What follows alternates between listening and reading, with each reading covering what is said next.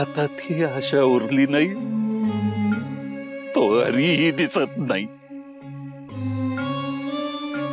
काका, आम्ही आनंदीच आहोत आणि आजही तो आहेच। तुम्ही पाहिलं तर दिसेल तुम्हालाही। ह्या चांदण्या आभाळी तुमचीच वाट बघत असलेला तो तुमचा सावळा विठुराया। नाही निवृत्ती राजा, आता नाही पाहायचं मला त्याच्याकडे। नको तो हरी, नको। आणि ती बाबडी आशा सुद्धा नको। अहो असं काय म्हणता काका, जे काही घडलं ते आपल्या प्रारब्धात लिहिलं होतं असं समजूया। ज्ञाना बळा, समजुतीने मन शांत होतं, पण सत्य ते पाहून आत्मा तळमळतो। शुद्धीपत्र मिळाल्यावर वाटलं होतं की आता सारं हे पालटेल, पण ती एकमेव आशा सुद्धा आता विरून गेली। आता या वयात या डोळ्यांनी तुम्हा लेकरांचे होणारे हाल नाही पाहत रे।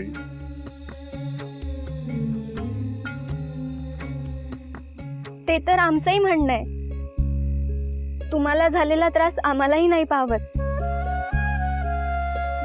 वादळ वाऱ्यातही खंबीरपणे आमच्या मागे उभं राहणारा आमच्या आयुष्यातला वटवृक्ष आहात तुम्ही काका। आणि कोणत्याही परिस्थितीत उभं राहण्याचं बळही। आणि आजवर जे काही झालंय ते उत्तम उदात्त असंच निर्माण झालंय, आणि हे सारं त्या पांडुरंगानंच करून घेतलंय। पण म्हणून एवढी कठोर परीक्षा?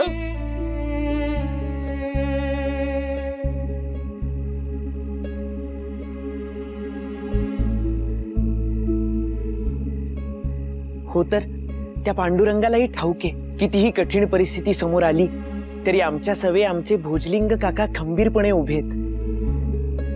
तुमच्याच सहाय्याने आणि तुमच्या आशीर्वादाने सारं काही सोपं होणार आहे।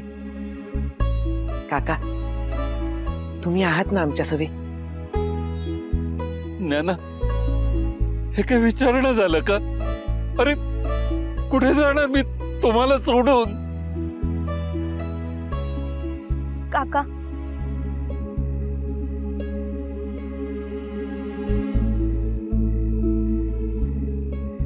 मग झालं तर विठुराया, तू आमची किती पण कठीण परीक्षा घे, आमचे भोजलिंग काका आमच्या सोबत आहे बरं का?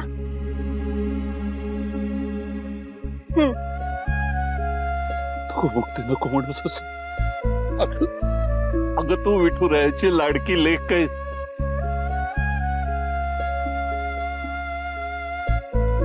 मी विठुरायाची क्षमा मागतो। विठुराया, पांडुरंगा, वेडी माया आहे रे तुझ्यावर, आणि मग त्यामुळे हे असे वेडे हट्ट धरतो कधी कधी, पण शेवटी सारं तुझ्यापाशी येऊन थांबतं।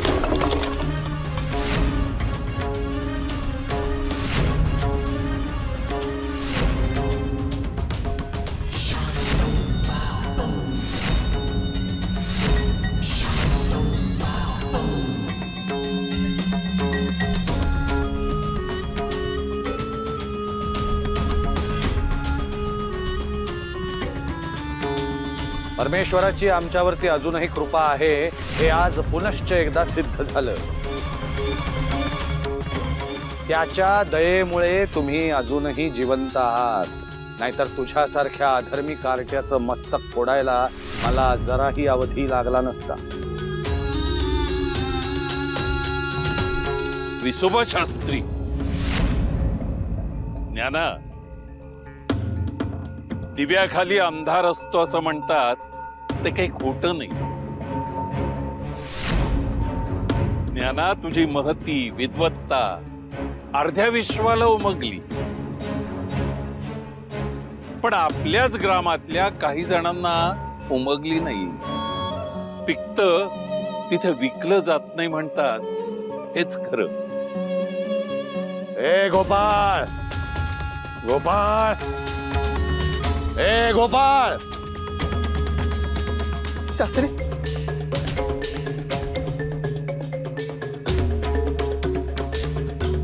काय रे गोपाळ, या नालायक आणि अधर्मी कार्ट्यांना तू तुझ्या धर्मशाळेत आश्रय दिलास?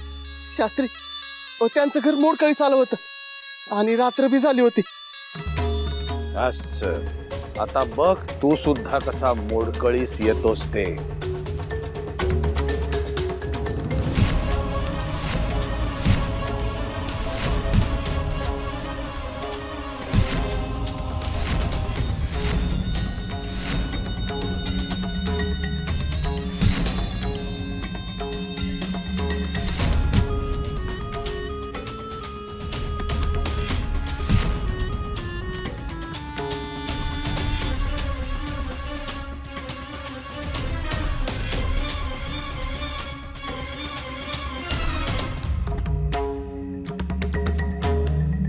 कोण आहे ती कार्टी?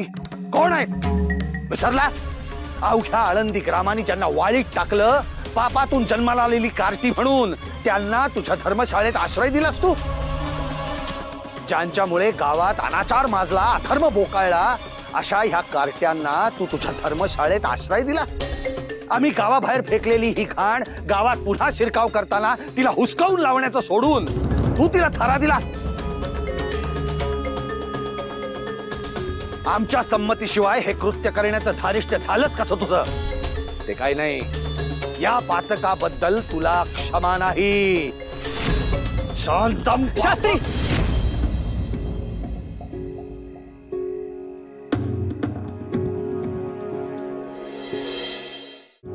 चूक त्यांची नाही, चूक आमची. आमच्या चुकीचं शासन यांना करू नका. मी कितीही वेदना सहन करू शकेन, परंतु माझ्यामुळे इतर कोणाला जर यातना होत असतील तर त्या मी नाही सहन करू शकणार. राग मानू नका. तुम्ही मोठे आहात, विद्वान आहात, या आळंदी ग्रामास पित्या समान आहात. आणि पित्याला जर त्याच्या लेकरांचा सहवास नको असेल तर लेकरांनी त्या कुटुंबात राहू नये. आम्ही निघून जाऊ. आम्हाला केवळ थोडा अवधी द्या. निघावंच लागेल तुम्हाला. पाहिलंस ना गोपाळा, पाहिलं? या ह्या अशा नालायक आणि अधर्मी कार्ट्यांमुळे तुझ्यासारख्या कित्येकांना काय काय सोसावं लागतंय ते. ही कार्टी जातील निघून निर्लज्जपणाने, पण हे घाव तुझ्या सवेच राहतील. आम्ही तरी काय करू रे, आमचाही नाईलाज आहे. कळलं का रे कार्ट्यांनो? तुम्हाला इथून का निघावं लागेल ते. कारण तुम्ही जर इथे थांबलात तर या गोपाळ सारख्या अनेकांना यातना सोसाव्या लागतील. त्यामुळे तुमच्या पापाचा संसर्ग अवघ्या आळंदीला पुन्हा होण्याआधी निघा, नाहीतर कुटुंब प्रमुख म्हणून या संसर्गावर आम्हाला जालिम इलाज करावा लागेल. आणि त्यामुळे जो विध्वंस होईल त्याला कारण केवळ आणि केवळ तुम्हीच असाल, एवढं लक्षात ठेवा.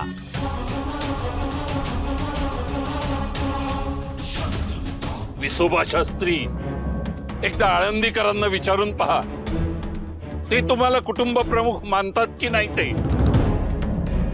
मानावंच लागेल,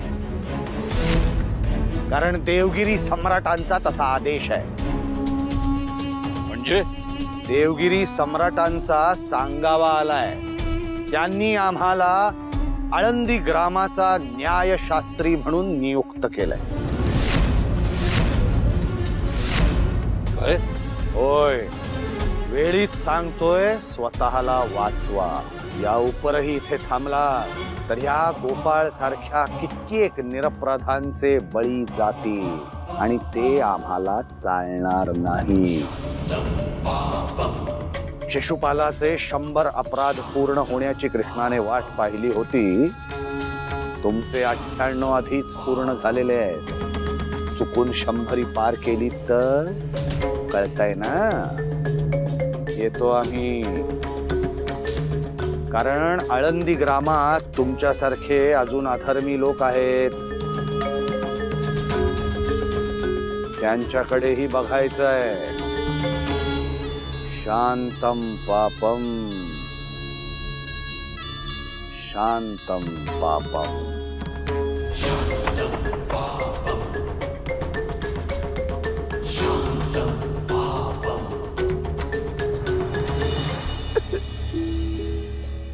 उठा.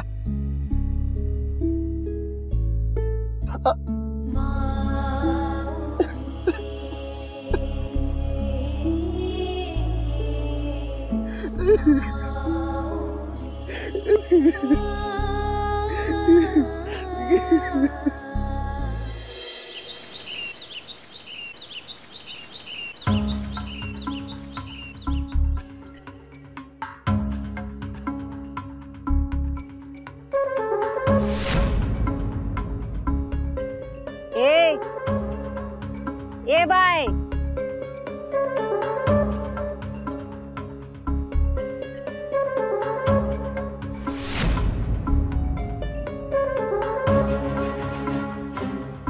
ए बाय, उठ.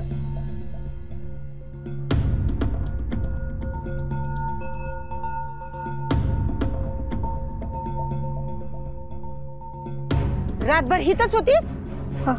मला वाटलं नवऱ्यानं आत बोलवल्यावर आली असेल निर्लज्जासारखी तोंड घेऊन. ये आता. अगं घे ते बोचक, ये आत.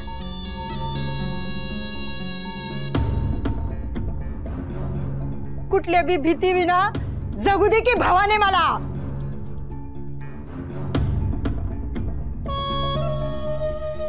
काय अपेक्षा केली ग मी तुझ्याकडनं? अगं माया लेकराचा संसार तू सुखाचा करशील एवढंच हवंय मला. पण तुला ते जमाना. तू त्या पोरट्यांच्या माग इतकं दिस घराला वाऱ्यावर सोडलंस. खरं तर तुला घरातच घेणार नव्हते म्या.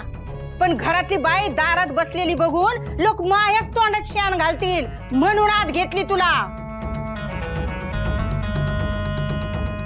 आता अशीच उभी राहू नकोस पारोशी माझं थोबाड बघत. कामाला लाग. तुझ्या वाट्याची कामं मी थेरडीने केली ना, माझी हाडं मोडली. आणि तू बसली होतीस उन्हाडक्या करीत. मी जरा जाऊन येते. तोपर्यंत तुझा आवरून कामाला सुरुवात व्हायला पाहिजे. एक तर तुझा संसार निगुतीने सांभाळ, नाहीतर सहदेवा सोडून दे तिला. शेवटचं सांगतेय.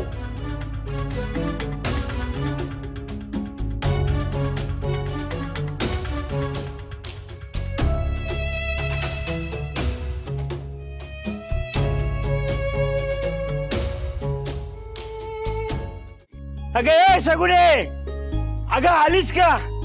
तुम्ही कधी आला यात्रेवरून? अगं यो काय आत्ता चालूय. जनाने सांगावा धाडला, म्हणला पोरं आळंदीमध्ये परतल्यात. अगं अर्धा रस्ता मी पार केला नव्हता. तारखा निघून इकडे आलो. चला आता ग्रामात दिवाळी साजरी करू. दिवाळी. हा अहो म्हणून तर पंत्या बनवल्या होत्या ना. पण दिवाळी साजरी व्हायच्या आधीच सरली बघा. म्हणजे आता काय सांगायचं तुम्हाला. हिथून गेल्यापासून लेकरांनी किती आणि काय काय सोचलं असेल. कधीतरी सुख समाधान लाभल एवढ्या एका आशेवरच चालत राहिले बघा.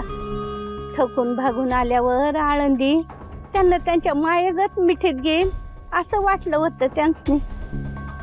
पण त्यांना सुख समाधानच लाभू नये अशी त्या पांडुरंगाची जी इच्छा आहे असंच वाटायला लागलंय बघा. छान. हे तुमचं तुम्हाला समजतंय हे ऐकून आनंद वाटला आम्हाला.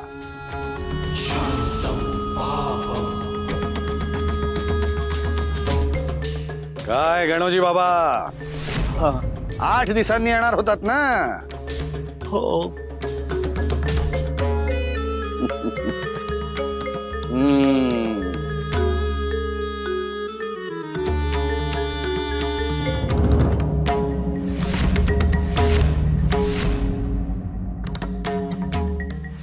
हिशोबा शास्त्री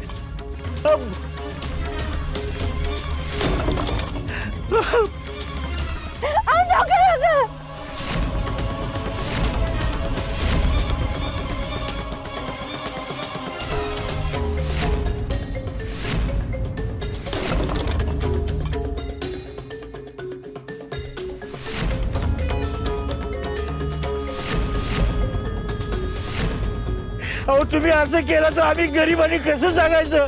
आम्ही हवा म्हाताऱ्याला जगू द्या हो. एक डाव तर बाबाला माफ करा बस. मला अडवण्याचा धारिष्ट्य करतोस.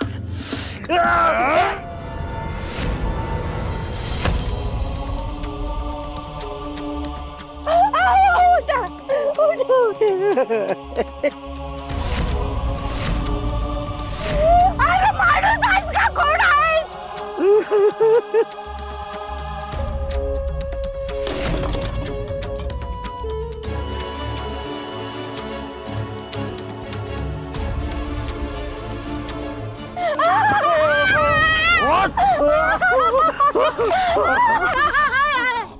पुन्हा त्या कार्ट्यांना सहाय्य केलंस तर पुढच्या वेळी मडकी नाही माणसांचे तुकडे होतील. हे ग्राम आमचं कुटुंब आहे आणि या ग्रामावर येणाऱ्या काळ्या सावलीपासून ग्रामाचं रक्षण करणं हे आमचं कर्तव्य आहे आणि त्यासाठी आम्ही कुठल्याही थराला जाऊ. आम्हाला सहाय्य केलं तर ग्रामात सुखाने राहू शकाल. त्या कार्ट्यांना ग्रामात आसरा मिळू नये म्हणून त्यांचं घर आम्ही उद्ध्वस्त केलंय. जर कोणी त्या कार्ट्यांना सहाय्य करण्याचा प्रयत्न केला शांतम पापम शांतम पापम.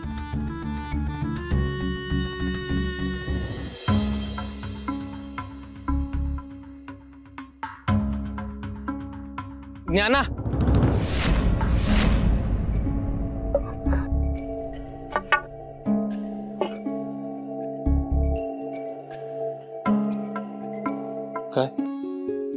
काय झालं? कुठे काय?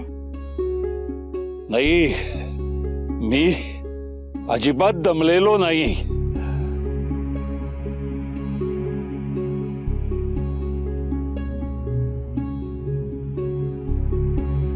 हो काका, ठाऊक आहे आम्हाला.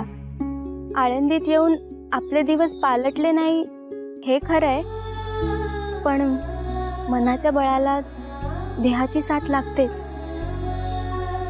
भिक्षा न मिळणं हे आपल्यासाठी नवखं नसलं तरी सुद्धा तुमची काळजी घेणं हे आमचं कर्तव्य आहे. रक्ताच्या नात्याची माणसं जेवढी काळजी घेणार नाहीत तेवढी काळजी तुम्ही लेकरं माझी घेत आहात. उलट तुम्हा लेकरांच्या काळजीनेच माझा जीव कासावीस होतो. लेकरांचा विचार करतेस? माझी आस्तुरी घरला आली म्हणून 4 घास जास्त जेवलो मी, पण लेकरं बी घराच्या वडीनच आली होती. एक काम कर, 4 भाकऱ्या बांध आणि लेकरासने नेऊन दे धर्मशाळेत. खरंच जाऊ? अगं खरंच जा. तू गेलीस तर लेकरासने लढाया बळ मिळेल. पोटातल्या भुके सवे तुम्ही लेकरांनी आणखी किती वर्ष लढायचं? जोवर लढाई संपत नाही तोवर. काका, तुम्हाला म्हणून सांगते, आमच्या बाबांनी लहानपणी आम्हाला एक गंमत शिकवून आमची ही लढाई सोपी केली आहे बरं. सोपान दादा ध्यानस्थ झालाय म्हणून, नाहीतर लहानपणी सारखी पैज लावून तुम्हाला प्रत्यक्ष ती गंमत दाखवली असती.